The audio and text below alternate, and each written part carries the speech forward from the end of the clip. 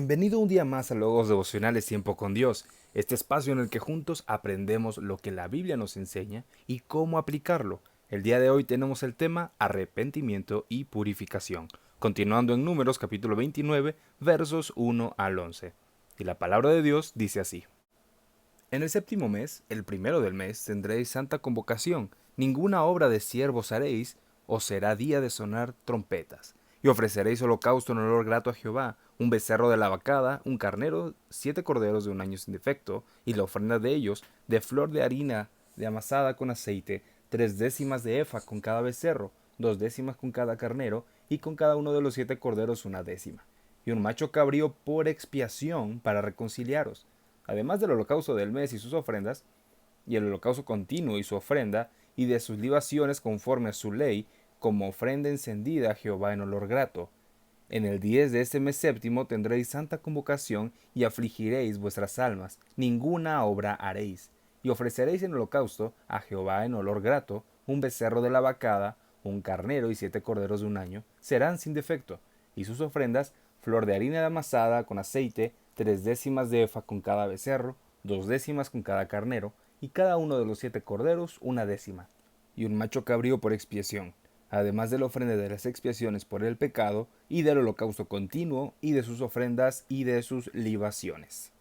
Pues muy bien, como ya estamos acostumbrados a notar aquí en el libro de Números, el Señor les había dado muchas indicaciones. Y de verdad, cuando digo muchas, es muchas, son demasiadas indicaciones, son prácticas muy puntuales, muy específicas, actividades muy específicas, lo cual apuntaba, o mejor dicho, apunta a algo más grande que lo que estaban haciendo. Aquí, en este capítulo de Números, se están detallando las instrucciones para dos fiestas, la fiesta de las trompetas y el día de la expiación. Estas dos celebraciones se llevaban a cabo en el mismo mes. Pero amados hermanos, el punto de nosotros no es enfocarnos en la fiesta, en que tal vez yo debo hacerlo, mi congregación debería repetirlo, sigue vigente o no. Todo esto era parte del calendario litúrgico de Israel, pero estaba apuntando a realidades mayores en el plan redentor de Dios. Ahora, amados hermanos, estas prácticas no eran fines en sí mismos. Esto era sombra que señalaba a Cristo y su obra redentora, tal como lo vimos el día de ayer. Todo apunta a Cristo. Igual estas fiestas, estas celebraciones, apuntaban 100% a Dios. Y vamos con la primera. Los versículos del 1 al 6 nos hablan de la fiesta de las trompetas. Dice el versículo 1: una convocación santa será para vosotros. Y esta fiesta, como la tradición judía lo llamaba o lo llama, Rosh Hashanah.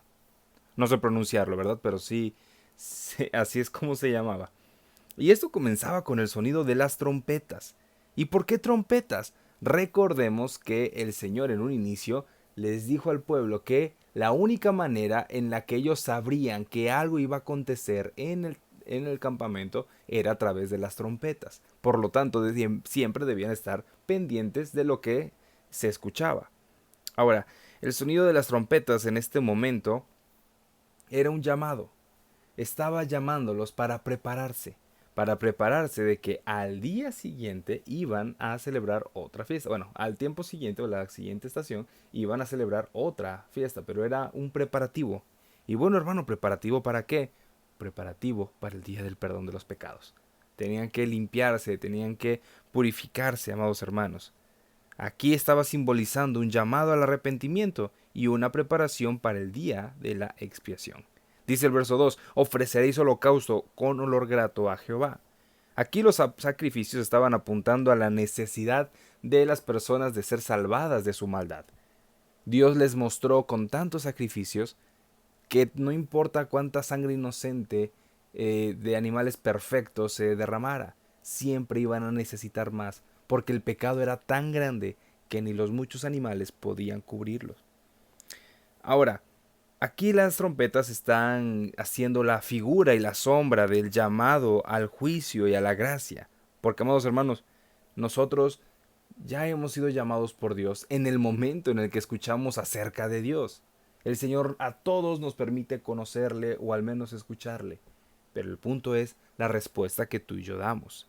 Cristo es el verdadero sacrificio agradable a Dios, Por lo tanto, en nuestras congregaciones no necesitamos repetir estas fiestas, ni siquiera representarlas o simbolizarlas. No, no, no. Únicamente necesitamos comprender lo que significa para nuestros días, qué significa para el día de hoy en mi vida.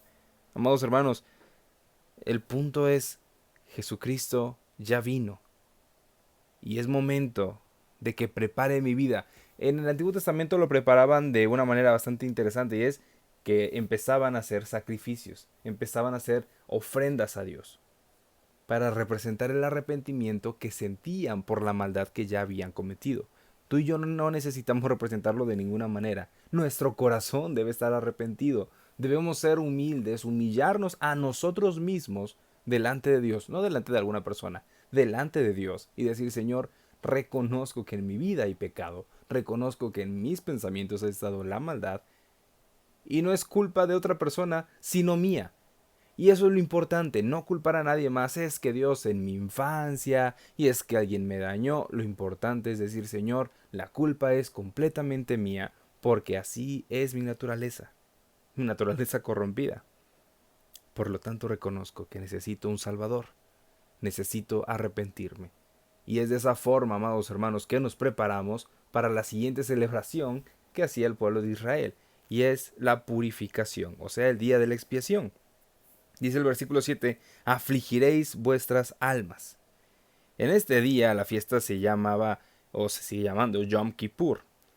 Y esto era el momento más solemne del año. ¿Por qué? Porque era el único día en el que el sumo sacerdote entraba al lugar santísimo para hacer expiación por el pueblo. Rogaba a Dios que perdonara los pecados. Ahora, aquí podemos entrar en un tema enorme, pero vamos a tratar de resumirlo.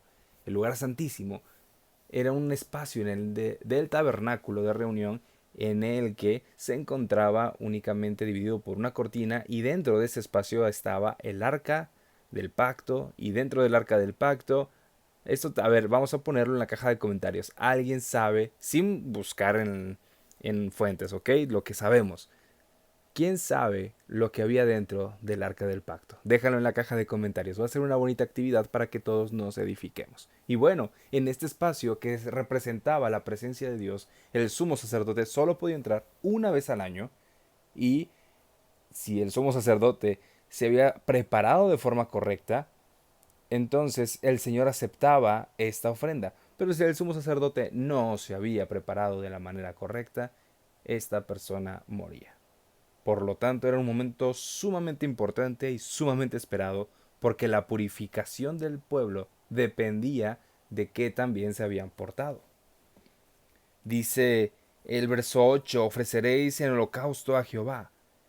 Ahora, aquí está subrayando, resaltando mucho los sacrificios. Y es que tantos sacrificios estaban mostrándonos, o nos siguen mostrando, la gravedad del pecado y la necesidad de un sustituto. ¿Por qué? Porque eran demasiados sacrificios para estas festividades, para estas fiestas. ¿Y qué nos enseña eso? La gravedad del pecado.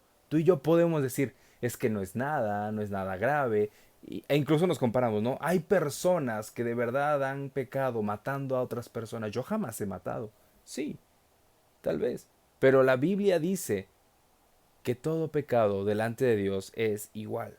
Tú y yo podemos ponerle niveles, pero para el Señor sigue siendo pecado. Ahora, ya no necesitamos un sumo sacerdote que entre al lugar santísimo para que el Señor pueda perdonar nuestros pecados. Amada iglesia, la Biblia nos enseña que Cristo es el verdadero sumo sacerdote, que Él entró al cielo, el verdadero lugar santísimo, para expiar los pecados del pueblo. Cuando la Biblia nos habla de la aflicción del alma, está mostrándonos el arrepentimiento genuino que solo es efectivo por la obra del Espíritu Santo. La expiación, la purificación de Cristo es perfecta y definitiva. No necesitamos más sacrificios. Él es suficiente para nuestro perdón. A diferencia de los sacrificios repetidos del Antiguo Testamento, tú y yo no necesitamos más. Así como las trompetas llamaban a Israel para prepararse, la Biblia nos llama a arrepentirnos y creer.